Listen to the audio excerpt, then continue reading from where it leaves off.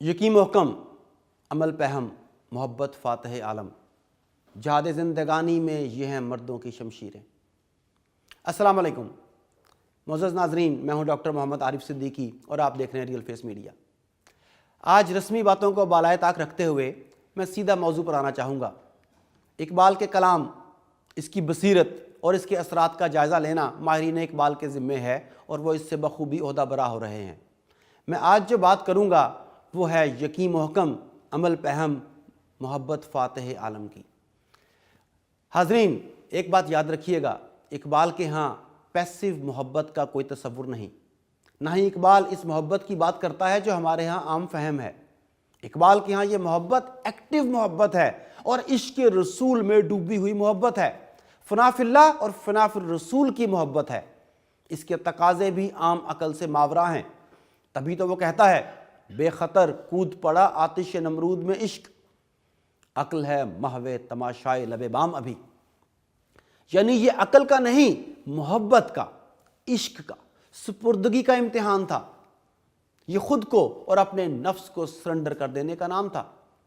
اقبال اس محبت اور اس عشق کی بات کرتا ہے، اور یہ خوابوں خیالوں والی محبت نہیں، ہاتھ پر ہاتھ دھرے بیٹھے خیال یار میں گم رہنے والی محبت نہیں، بلکہ ایسی محبت ہے جو تقاضا کرتی ہے کہ رسول اللہ کی ذات ہمارے لیے ہمارے ماں باپ اور بیوی بچوں حتیٰ کہ اپنی جان سے بھی زیادہ محبوب ہو۔ اور یہ محبت ایک پہم، مسلسل اور ثمر آور عمل کا مطالبہ کرتی ہے، اور یہ تبھی ممکن ہے جب یقین کا درجہ محکم ہو۔ ناظرین اکرام، اقبال کی شاعری بے عملی سے عمل کی جانب لے جانے کی سوچ کا نام ہے۔ یہ وہ معرفت دیتی ہے جو جوش، جذبے اور حرارت سے بھرپور ہے۔ یہ تارک دنیا ہونے کا نہیں بلکہ مرد میداں ہونے کا درس دیتی ہے۔ یہ جامد نہیں، متحرک ہے۔ یقین محکم، عمل پہم، محبت فاتح عالم۔ جی ہاں، محبت فاتح عالم بن سکتی ہے اگر وہ آفاقی قوانین کے گرد گھومتی ہو۔ یہی محبت کبھی بھوکے کے منہ میں نوالا ڈالتی ہے تو یہی محبت کبھی نوالا چھیننے والوں کے ہاتھ کاٹ ڈالتی ہے۔ یہی محبت زخموں کا مداوا بنتی ہے تو یہی محبت زخم دینے والوں سے قصاص طلب کرتی ہے۔ یہی محبت بے سہاروں کو پناہ دیتی ہے اور یہی محبت ظالموں کے خلاف صف آرا ہونے پر آمادہ کرتی ہے۔ خدا را اس محبت فاتح عالم کا یہ مطلب مت لیجئے گا کہ کوئی تمہارے ایک گال پر تھپڑ مارے تو تم دوسرا گال بھی آگے کر دینا۔ اس کا مطلب کمزوری و لاچاری یا بے حمیتی نہیں، اس کا مطلب استعمار یا طاغوت کے سامنے سر جھکا دینا نہیں، بلکہ اس آفاقی محبت کے نشے میں چور ہو کر آفاقی و آسمانی اصولوں کے مطابق دنیا کو فتح کرنا ہے۔ دوستو، الفاظ کے ہیر پھیر میں مت الجھیں، بات کو سمجھیں۔ بارگاہ رسالت میں ایک آدمی پیش ہوتا ہے اور کہتا ہے کہ ہم سنتے آئے ہیں کہ اپنے بھائی کی مدد کرو، خواہ وہ ظالم ہو یا مظلوم۔ آپ بتائیے، آپ اس بارے میں کیا کہتے ہیں؟ رسول فرماتے ہیں بالکل درست، اپنے بھائی کی مدد کرو، خواہ وہ ظالم ہو یا مظلوم۔ سائل نے سوالیہ نظروں سے دیکھا تو وضاحت کی کہ اگر تمہارا بھائی مظلوم ہے تو اس کے ساتھ شانہ بشانہ کھڑے ہونا اس کی مدد ہے، اور اگر وہ ظالم ہے تو اس کا ہاتھ روک دینا اس کی مدد ہے تاکہ وہ مزید ظلم کر کے اپنی عاقبت خراب نہ کرے۔ جی ہاں میرے معزز ناظرین، اسی طرح، بالکل اسی طرح اس لفظ محبت کو بھی درست تناظر میں دیکھنا ہوگا۔ ہمیں کل عالم سے محبت ہے اور ہم انہیں جہنم میں جلتا نہیں دیکھنا چاہتے، لہٰذا ہمیں انہیں ظلم و ستم اور شیطانی کاموں سے روکنا ہوگا۔ ہمیں کل عالم سے محبت ہے، لہٰذا ہمیں مظلوموں کا ساتھ دینا ہوگا۔ ہم عشق الہی اور حب رسول کے دعوے دار ہیں تو ہمیں رحمانی نظام کی جد و جہد کرنا ہوگی۔ اور کوئی شک نہیں کہ یہی محبت جب سیدنا صدیق اکبر، فاروق اعظم اور عثمان و علی رضی اللہ تعالی عنہم کے دلوں میں موجزن تھی تو فاتح عالم تھی، اور یہی محبت آئندہ بھی ہوگی۔ اس کے لیے ہمیں اس محبت کے اسلوب اور تقاضوں کو سمجھنا اور اپنانا ہوگا، رگ رگ میں سمونا ہوگا، سانسوں میں بسانا ہوگا، مگر محکم یقین کے بغیر یہ ممکن نہیں۔ اور اس یقین کو ذک پہنچائی ہے افکار مغرب کی اندھی تقلید نے۔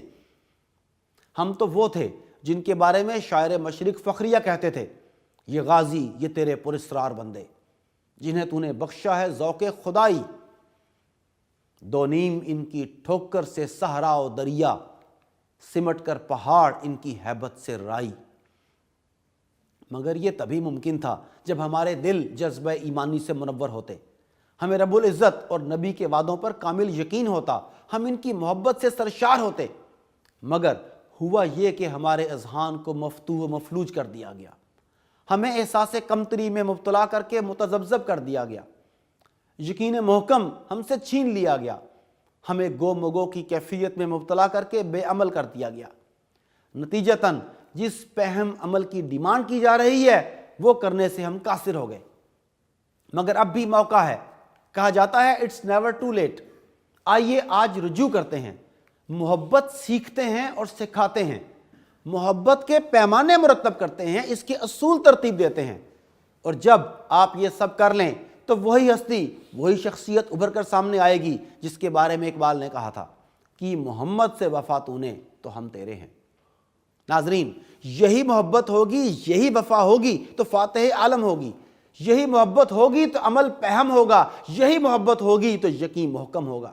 मोहतरम नाजरीन, आज यकीनन ये बात भी डिस्कस होनी चाहिए कि 1908 से लेकर मरते दम तक इकबाल की शायरी का बड़ा मरकज़ इत्तेहाद आलम इस्लाम था। इकबाल उम्मत मुस्लिमा की वहदत और इनकी ज़बूं हाली के बारे में बहुत फ़िक्रमंद थे। वो इसे फरमान रसूल के मुताबिक जस्द वाहिद की सूरत देखना चाहते थे। इनकी ये ख्वाहिश मुख्तलिफ़ तरह से मुख्तलिफ़ अंदाज में सामने आती रही। मसलन एक जगह कहते हैं, उखुव्वत इसको कहते हैं चुभे कांटा जो काबुल में, तो हिंदुस्तान का हर पीरो जवां बेताब हो जाए। और इस उखुव्वत के पीछे भी वही मोहब्बत फातिह आलम का फ़लसफ़ा कार फरमा है। यही वजह है कि आज भी हमारे दिल कश्मीरियों और फ़लस्तीनियों के साथ धड़कते हैं। आज भी शाम व बर्मा के मासूम बच्चों की आहें हमें चैन से सोने नहीं देती। तभी तो सारे जहां का दर्द हमारे जिगर में है। मोअज़्ज़ज़ नाज़रीन, मोहब्बत के इस मफ़हूम को, इस पैमाने को, इस अंदाज़ को हिर्ज़े जां बना लीजिए, क्योंकि यही मोहब्बत फातिह आलम होगी, यही मोहब्बत यकीन कामिल से सरफराज करेगी और यही मोहब्बत जहद मुसलसल अमल पहम पर आमादा करेगी। मेरे मोहतरमीन, शायरी, अदब और लिटरेचर कई तरह का होता है। अल्फाज की अपनी एक अलग दुनिया होती है। ये मायूसी और बेअमली फैलाने वाले भी होते हैं और उम्मीद, जोश और वलवला देने वाले भी। ये ज़ुमानी भी होते हैं और कसीरुल मानी भी। हम इनसे अपनी सोच, हैसियत और हालात के मुताबिक मतलब निकालते हैं और जो मतलब हम अखज़ करते हैं वो हमारे आने वाले मुस्तकबिल का तयन करता है। आइए आज शायर मशरिक़ अल्लामा मोहम्मद इकबाल की शायरी, फ़लसफ़े और बसीरत से वो हासिल करें जो वक्त का तकाज़ा है। आइए फ़लसफ़ा इकबाल से गैर अल्लाह के सामने सजदा रेज़ होने की बजाय खुदी को बुलंद करना सीखें। जोग्राफियाई और कौमी हुकूमतों में बटकर मार खाने की बजाय एक उम्मत बनने की जानिब कदम बढ़ाएं। मोहब्बत रसूल में जस्द वाहिद होने का सबूत दें।